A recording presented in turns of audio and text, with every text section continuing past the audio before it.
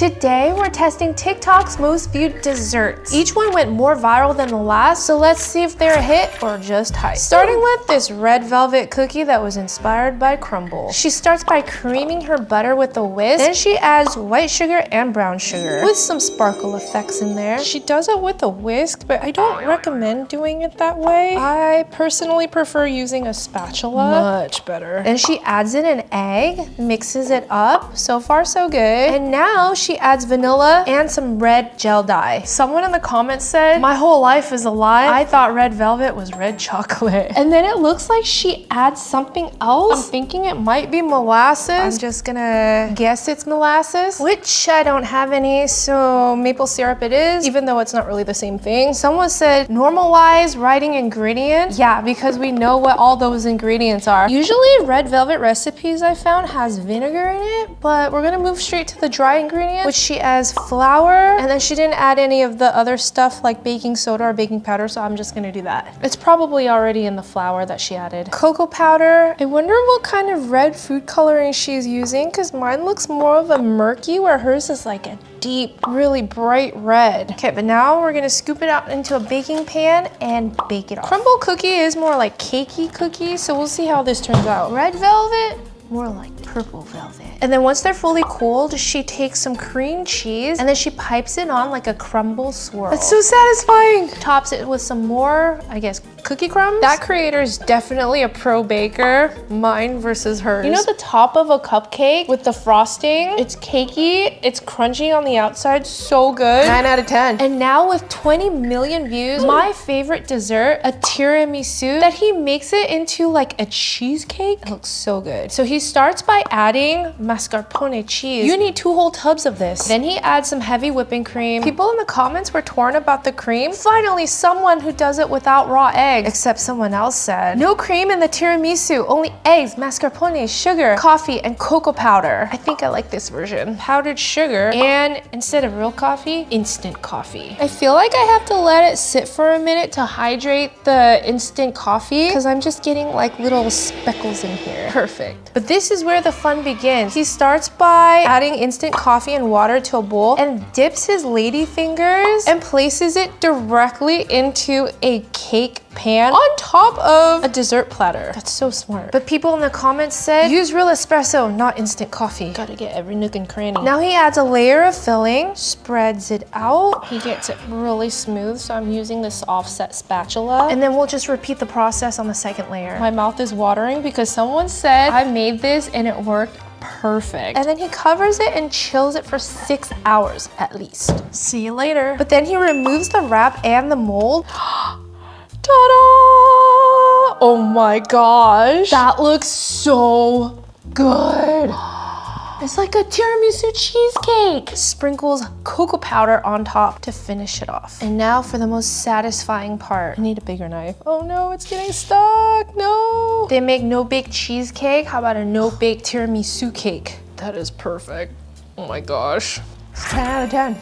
And now at 23 million views, we have the Snickers date. It's a healthier version of a Snickers bar, and people are going crazy over this. Okay, she starts by pitting her date. I tried making these the other day, and they taste nothing like a Snickers bar. They aren't bad, but you will be disappointed if you're hoping for Snickers.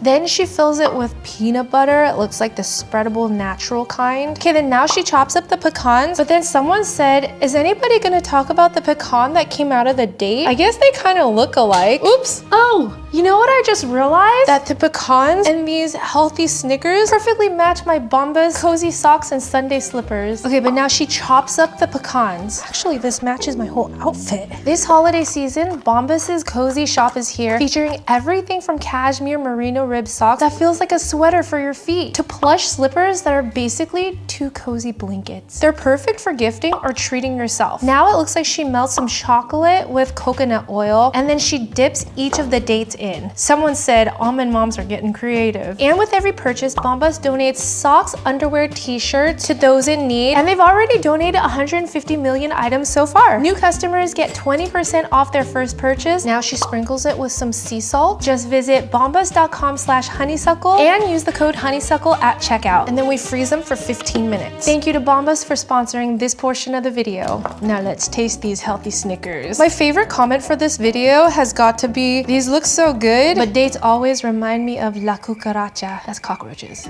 Ooh, that honestly does kind of look like a Snickers inside. It's definitely chewier than a Snickers bar. And I do think peanuts would have been a better option over pecans. 8 out of 10. Next, at 37 million views, is a Japanese fluffy cake. He says there's only 4 ingredients needed and that he's been wanting to make this for a long time. Same, so here we go. Okay, so he starts by adding 3 egg yolks into a bowl. My eggs didn't break very well. Ugh.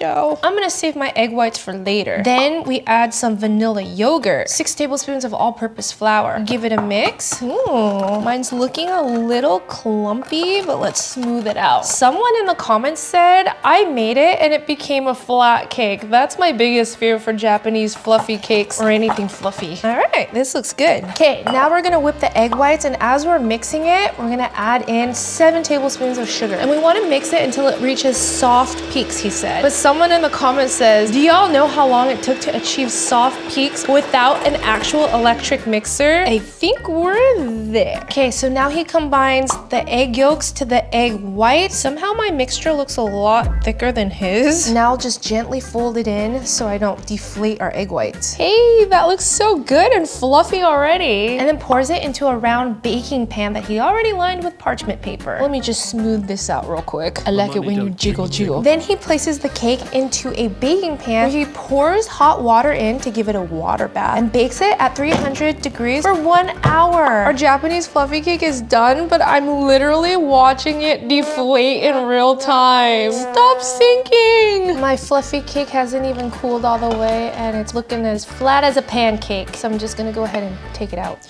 Well, I mean, it's not terrible. I'm gonna go ahead and dust it with some powdered sugar. It's definitely looking more like a cheesecake than a regular cake, but someone did say, sir, this is Japanese cheesecake. You can make it with egg yolks, egg whites, sugar, milk, flour, and cream cheese. I guess the only thing I'm missing is cream cheese. Ooh, wait. I don't think it's as tall as his, but the inside still looks really fluffy and delicious. Maybe it'll actually taste good still. The powdered sugar went in first. It is so light and fluffy. Wait, is this, did I do it right? I'm actually quite proud of it. The fact that it even turned out semi-good. 8 out of 10. Next up at 52 million views, I'm sure you have seen this all year. It's that viral Dubai chocolate, but this creator makes it look so easy. He even makes it in his dorm room. Okay, but it looks like he starts off by melting like 3 tablespoons of butter, and then he adds like this stringy thing where someone asked, where'd you get the hay from? And I actually did some research and found out it's these shredded phyllo dough. Whoa! Actually found mine on Amazon, and to be honest, it does kind of look like a stack of hay.